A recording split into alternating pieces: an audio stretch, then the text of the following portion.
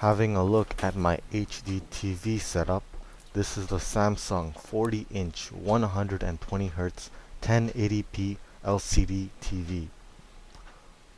The response rate on this is 4 milliseconds and has an 80,000 to 1 contrast ratio. The built-in stereo speakers are at the bottom and they are two 10-watt speakers. At the back of the display, there are 3 HDMI inputs and also one at the side. Component video inputs for connecting older devices such as VCRs. An SPDIF output for optical out. There is a VGA input for connecting to a PC as well as 2 USB ports for other media devices such as external drives. An Ethernet port connected to my WD Livewire. I'm using the Livewire for internet content instead of going with Wi-Fi because instead of having to buy a proprietary Samsung external adapter which costs over $100, the Livewire can connect up to 4 devices on each adapter using a standard RJ45 Ethernet cable costing about $110 for 2 adapters. I have it connected to a wall outlet. It can't be connected to a surge protector because it may cause speed issues.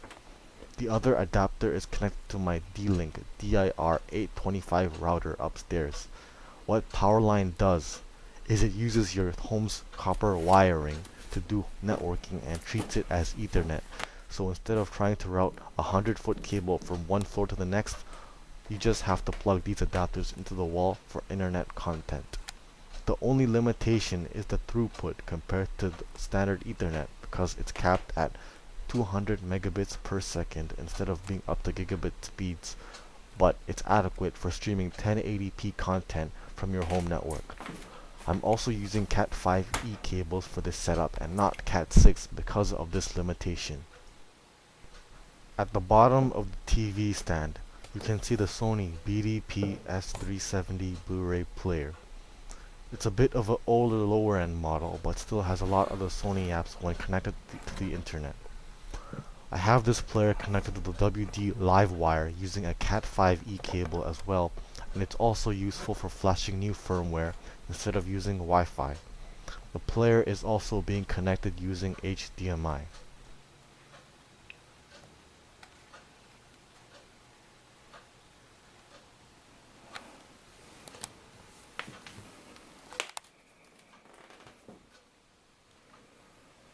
I have another HDMI cable that I bought here. This I'll be using for connecting a Rogers HD receiver that I'll be buying soon. I will be removing the first gen Sony PS2 in place of this HD receiver.